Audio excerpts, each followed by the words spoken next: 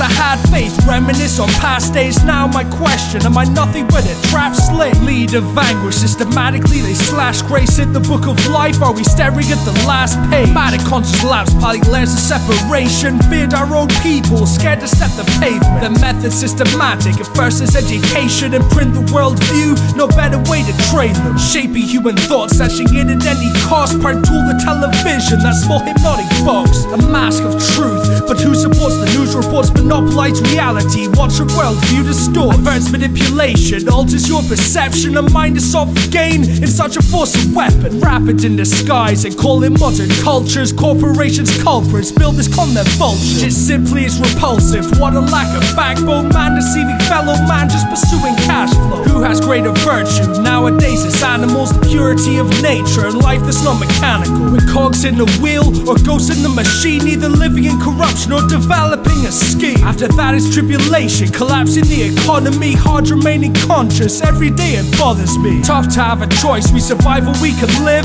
But in a world of scarcity, survival is the instinct. Self-knowledge is the key.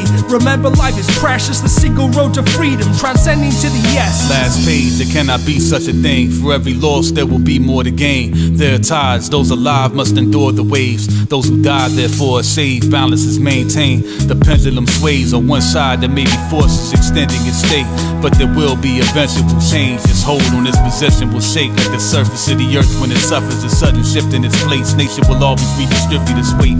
Such is life, huge fish and starts. Things don't just neatly fit on charts. They venture off all alone in the dark, like space when stars explode and drift apart. We don't know shit or fart, so don't pretend you're so smart. Intelligence isn't an omnipresent entity. Things exist solely in relativity. Dispersion, reintegration occur when you measure anything. If things are comparable, they are also volatile, changeable when they are viewed. The characteristics are altered by the angle used.